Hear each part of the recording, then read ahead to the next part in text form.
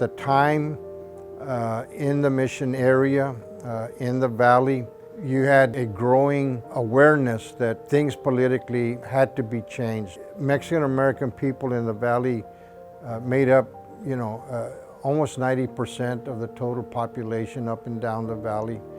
But you found very few Mexican Americans on school boards, on city commission, county government. Everything was controlled by non-Hispanics. The valley was very different. South Mission, it needed a lot of urban attention, needed infrastructure.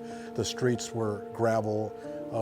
There was a lot of houses without indoor plumbing. There was this group, it was called MAYO, Mexican American of Gainful Endeavors. And one day I was picked to serve on that group and eventually become the president of that. But it was more of an organization to help the youth in South Mission. And so you can look at South Mission now, it's probably because of all this protesting that took place during that time. This area had a history of deep-rooted discrimination. For example, there were ordinances that called for people of Mexican descent. After 9:30 at night, they had to be on their side of the railroad tracks, the south side.